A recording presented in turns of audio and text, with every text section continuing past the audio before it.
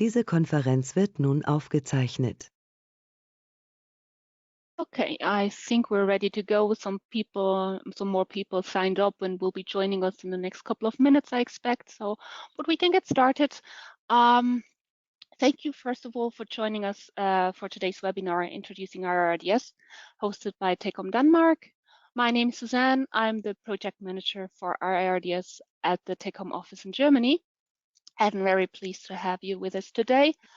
Before I hand over to Holger Tator from TECOM Denmark and our iiRDS expert speaker today, Ulrike Parson, let me just mention a couple of housekeeping topics.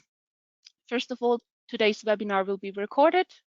The recording will be made available next week on the iiRDS website at iirds.org. And we welcome you to revisit the content yourself then and share it with your colleagues. The presentation slides and the recordings will also be made available to TECOM members at the webinar library by Thursday this week. And I will post a link for those who are not familiar with the webinar library at the TECOM website. I'll also post a link later on in the chat, so you will find it in the next days there, the slides and the recording as well. As mentioned here on the slide as well, we welcome and invite your questions and comments. Please use the chat box to type in your questions. If you have a more elaborate question, just mention that you have a question and we will then get back to you at the end of each topic to answer the question, or if it's more of a wider topic, discussion topic, maybe towards the end of the session then. The speakers also prepared some polls and quizzes during the webinar. So those will be used and posted in the chat box there as well during the webinar. And we hope many of you will participate in those quizzes as well. So that's it from my side at this time. And I'm going to hand over the floor to Holger Tator, our host from TECOM Denmark. Holger, it's all yours. Yes, thank you, Susanne. So my name is Holger Tator. I'm Vice President of TECOM Denmark, and we are very happy to see that this subject for today has sparked a lot of interest. So we got over 60 signups. So it seems that this topic is very relevant for you. So we're very happy that we can shed some light, or Ulrike can shed some light today into iiRDS. So I'm really excited to hear, and I don't want to spend a lot of time, so take it away from the presentation. So I'd like to introduce Ulrike to you. So, and Ulrike, could you say a couple of words about yourself? Thank you very much, everyone. Thank you. Yes, actually, the first two slides are about the company. Let me just share my screen. Yes, thank you, Susanne. And let's start the presentation. Get rid of all those buttons here. Okay, thank you to TECOM Denmark and TC World for hosting the webinar and inviting me. My name is Ulrike. The name of my company is Parson. We are from the north of Germany, as you can see in this picture, and from our main location is Hamburg. And we are both consultants and technical writers. As consultants and information architects, we help people to get rid of documents and to create smart content and to introduce information management systems like content management and content delivery. And we also do some development work like automatic build of documents or script-based migration. And as technical writers, we do write content mainly for IT and software products. But today's topic is about iiRDS, and this nice acronym stands for Intelligent Information Request and Delivery Standard.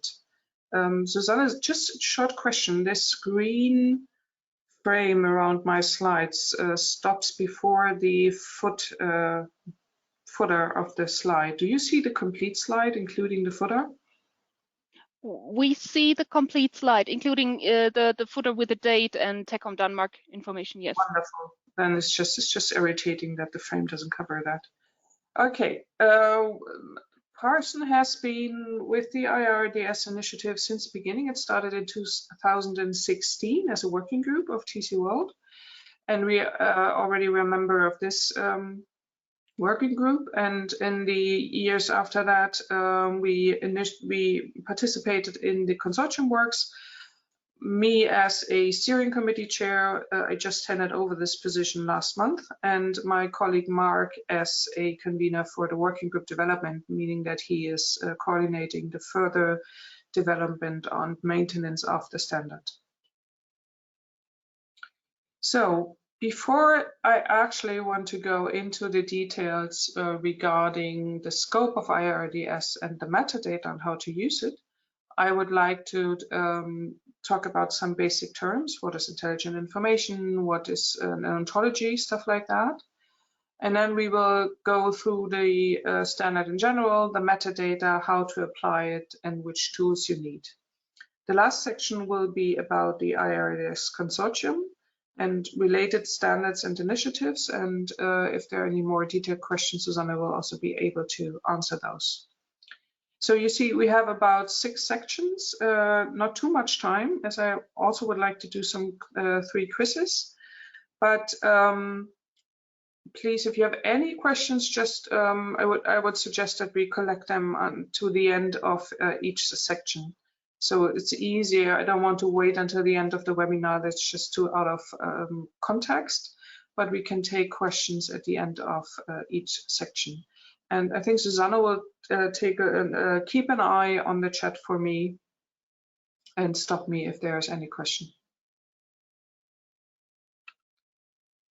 Okay, so about intelligent information. iiRDS stands for Intelligent Information Request and Delivery Standard. So what is intelligent information and why do we need to standardize it? To illustrate this, let me clarify some basic terms. iiRDS, one of its main parts, is a metadata vocabulary. What do we mean when we talk about metadata? You all know metadata from your work, maybe in your component content management system or when you search stuff in Amazon or other portals. It's actually information or data that describes other information. It describes it, for instance, the information type, it explains it, it locates it. For example, this building belongs or is located in the US.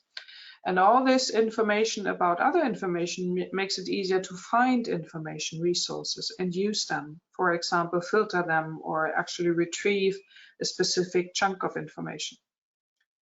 There are different types of metadata, mainly 4. First one is descriptive metadata that describes which type of content we have. For example, whether it refers to a specific product class. We have structural metadata. This can be information about navigation elements, parent-child relations, stuff like that. We have administrative metadata, who wrote that piece of content, when was it published, who reviewed the content, things like that. And then we have also qualitative metadata that explains where does this content come from? How reliable is the metadata assignment? A lot of metadata nowadays is generated automatically by ontological or semantic tools. So there's a difference in the quality of automatically generated metadata and metadata that was actually assigned by people or reviewed by people. So are these 4 types of metadata, and metadata can be organized in a taxonomy. A taxonomy is mostly a tree, is a classification scheme that organizes concepts into groups and types according to the properties of those concepts. You know taxonomies from medicine, for instance, from pharmaceutics, from, of course, biological classifications. So you always have a class, a parent class, subclass for the subclasses, and so on. So it's a hierarchy of concepts in terms of a specific domain. And iiRDS comes from the domain of technical documentation, meaning what the standard focuses on our technical writing domain. It's not about other related domains like the product world or like machine communication. This is out of scope. To give you an example of a taxonomy, I show you the scientific classification of a house cat. We do have an unwritten rule that there is no presentation without the cat. And so we use that as an example. And you see all the main classes. Cats are animals and they are mammals. So you have a parent class, subclasses. And in the end of the tree, you have the class for the species. The house cat belongs to this species.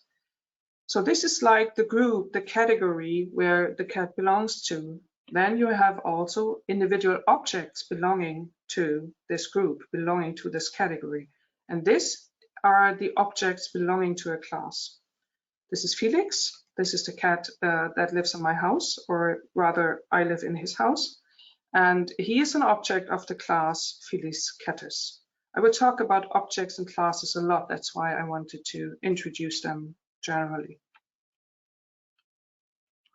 Taxonomies have limits. As I said, they are hierarchical structures.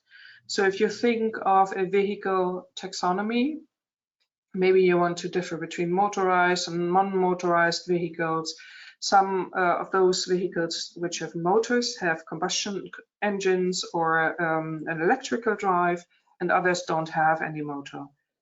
But when you go further down to the taxonomies, you see that you need to repeat specific concepts, like a passenger car can both run on fuel and has a combustion engine, or it can have a electrical drive and only needs electricity. Okay, let's just sort it in another way. Let's put the kind of car first. Same problem. We still need to repeat concepts, because one concept, one category can belong to several parent classes or may have relations to several other classes. And this is where semantic networks or ontologies come into play, and where they actually show their full potential. And iiRDS goes in the same direction because it provides the metadata as a semantic network or as an ontology. So let's take a look at the vehicle example again. We can build up a little tree of vehicle concepts, classes. Bicycles, trucks, motorcycles, all are vehicles. So we have is-a relations between the parent class and the subclass. And we have a nice little taxonomy tree for the fuel types. And then you establish relations between the classes. You say a passenger car may run on diesel, but it may also run on petrol. And the same applies to a truck. In this case, it also only runs on diesel, but of course, it could also run on electricity. I know that Volvo has the first electric trucks, and Mercedes as well. And then you may add another category, for example, that about the components like an engine that is built into vehicles. So a passenger car has an engine and a motorcycle, but not the bicycle. And as you see, this way of organizing knowledge is much more efficient because you only need the concepts once. And it's not only important that you have a parent-child relation between classes, but that you have relations between the objects. And these relations, they form a semantic network. So if you build up such a semantic network, and this is exactly what iiRDS does, you get an ontology. There are different definitions of ontology. You will find some in philosophy, for instance, but we use the definition from computer science and information technology. And it states that an ontology is a formal specification of the concepts that exist in a specific domain, not much different from the taxonomy. So it defines the objects and classifies them, it describes their properties, but it also defines and types their relations, the relations between the objects. And objects may be physical things or abstract things. So there are ontologies, as I showed you, for biological objects, animals or plants, but there are also ontology that describe maintenance work, or that describe processes, or time, constructs of time, like what is an interval, or what is a duration, or what is a period, and things like that. So the classes and object within an ontology may be physical or abstract. And by drawing those relations I showed you for the vehicles, we can form semantic statements like that Felix is a cat and Felix lives in my house. And if you refer to the technical communication, statements like this topic describes the product variant ABC, or this topic is of type task. And we call that form subject, predicate, object.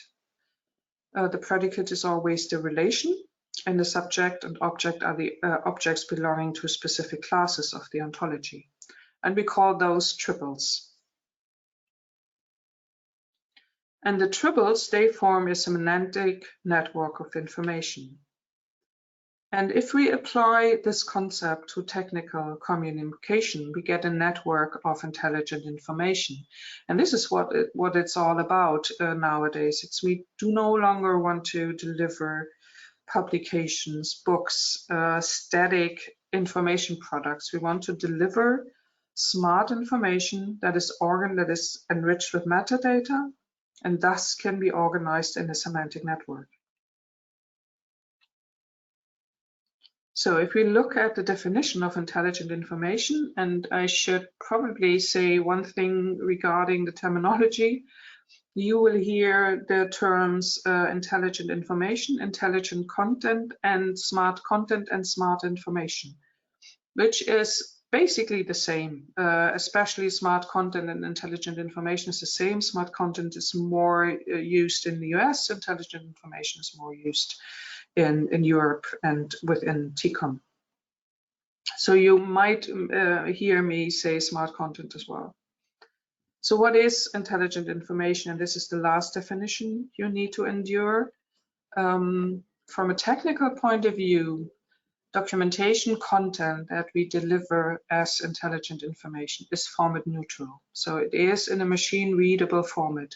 And this applies both to the content, which can be HTML, XML, whatever, and the metadata, meaning that the metadata which is used to enrich the content is also machine readable and structured.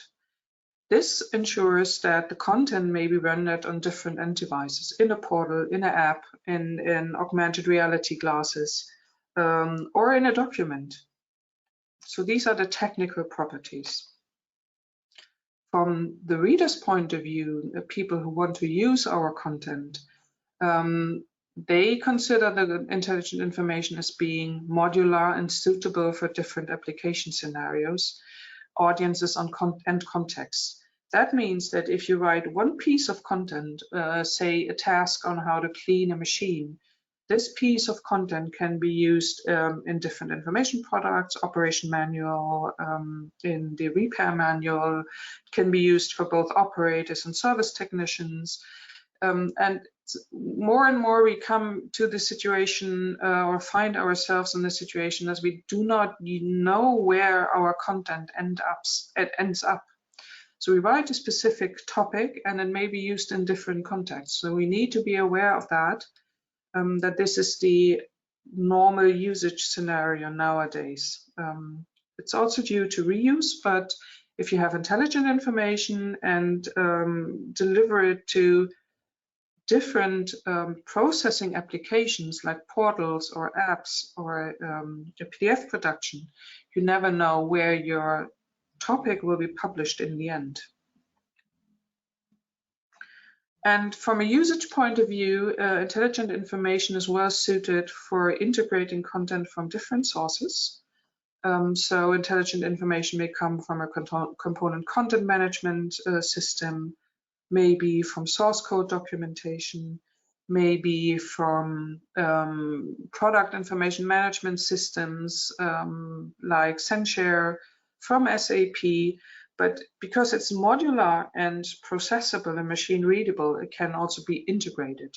And then this integrated content can be delivered to the target audience. And because it's modular, it can also be assembled into dynamic information products. Oh, and you find intelligent content not only in technical documentation, but also in marketing, for instance, and as I said, in product information. So it's no longer about manuals only. Okay, so we didn't want this to be a lecture only, so I would like to hear why you are here. What is your use case for intelligent information? So I prepared forms and I hope that works. Can you, I have to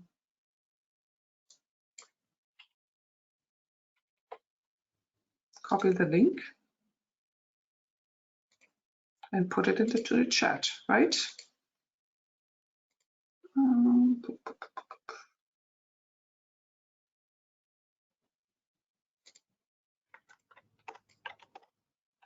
So just open this again. Please, you should see this form here. I don't know whether it's in German or English. Oh, it's also should be available in Dansk and Danish. And please answer the questions in one. And this is some very common use cases for intelligent information for smart content that I collected. Please select the ones that apply to you. And if you have additional or your use cases are not listed at all, please enter any text you want below. So I will stop talking for 2 minutes and then we can take a look at the results.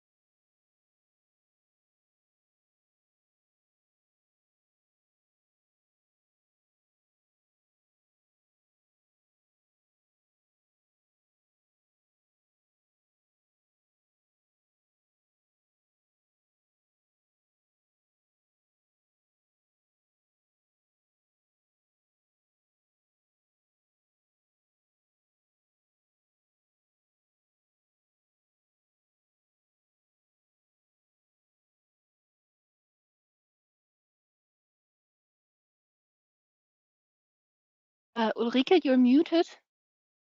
Sorry. Yeah, thank you. Thank you for your answers, 22. And we have 2 front runners here, which is content delivery portals. And the second one, oh yeah, modular products and services. And you need more modular content to actually build your information products or your content delivery. And we have 3 other answers. More interactive documentation for service technicians. We